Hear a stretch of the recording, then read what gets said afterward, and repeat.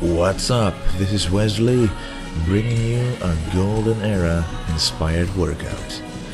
Today is a chest day. Most of the exercises will be basic, but as most people forgot the basics, I'm gonna give some of my insights into why we're doing it this way. After all, back in the old days, all they did was stick to the basics. So, we started out with the famous bench press.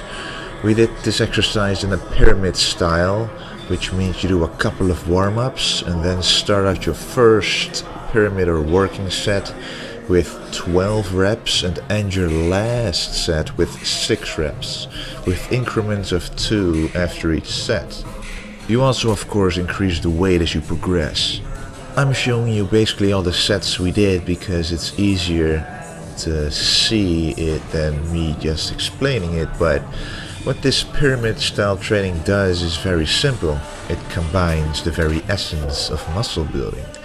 Firstly, you got the volume, which translates to time under tension. Time under tension is one of the muscle building principles now. Secondly, you got progressive overload, because with each set you increase the weight and therefore overload the muscle. Thirdly, but that's my own personal preference, I go past failure and do a couple of forced reps on the last set. So I make sure that my entire chest has experienced the maximum load of this exercise. Keep in mind though, don't do this with a too heavy of a weight. My recommendation is be able to do at least 4 reps with it, preferably 6, and then let your spotter help you with a couple extra reps, and don't neglect form either.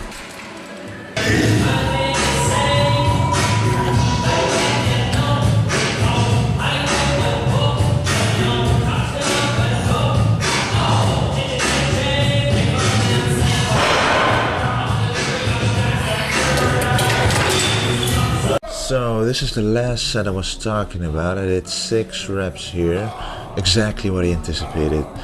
So especially at the 2 last sets, try to do a weight that you have difficulty with performing all the reps with. It's important to stay at the limit of what you can do, so that you send a signal to your muscles to grow.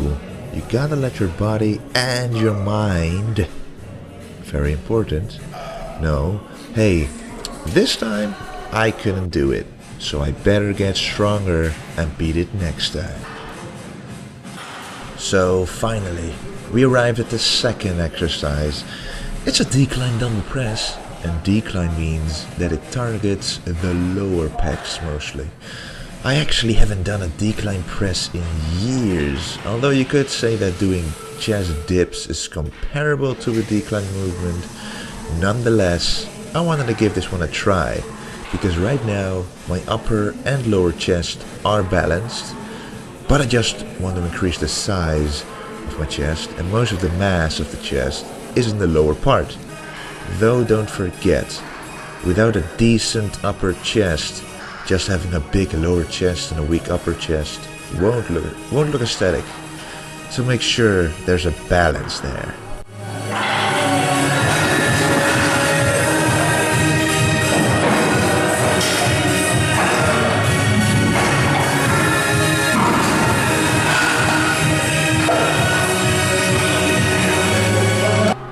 Then we went ahead to do some decline flies. Now, I never did these in my life.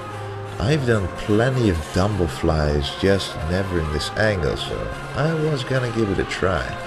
And I gotta say, it felt different, and different is good in bodybuilding. Right now I feel a lot of muscle ache right at the area I felt the stretch in during this exercise. So yeah, I would recommend this, especially for people who feel their shoulders a lot during the regular or incline double flies. But as you see in this set right here, after a couple of reps you see my left arm give in a little. That's dangerous when you don't have the spotter. So go for reps on this one, and not for a heavy weight. Yeah, time for the incline bench press, wide grip. As you can see, Arnold does it as well. It gives her a better stretch, and remember, the better the stretch, the stronger the muscle is able to contract.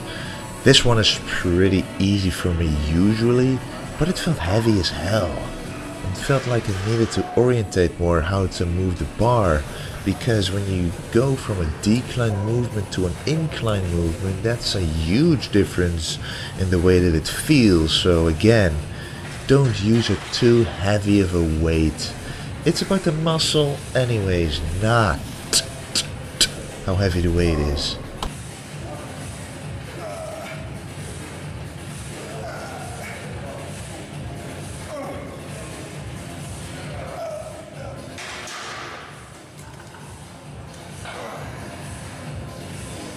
Alright, we arrived at the Gironda dips.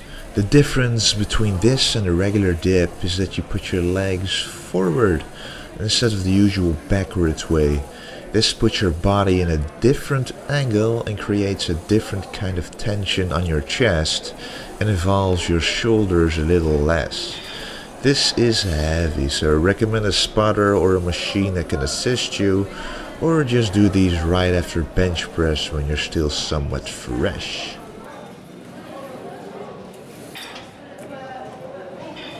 And then the dumbbell pullover, one of the staples of a classic chest workout. This is a forgotten exercise, and guess what? Barely anyone looks like the physique of the golden era today. This is just one of the missing pieces of the puzzle. Take it, give it a try.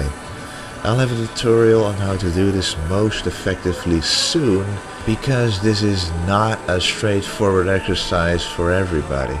The side dumbbell lateral raise, a very good complementary exercise for shoulders on a chest day. If you do them right, use a lightweight and make sure to contract with every rep, this should be enough.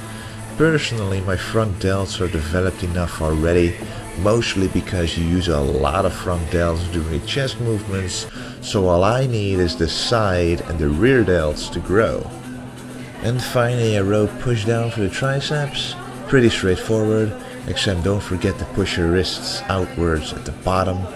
By the way, I have done a guest appearance at a local Dutch show, so footage of that will be up very soon. One step closer to that vintage physique.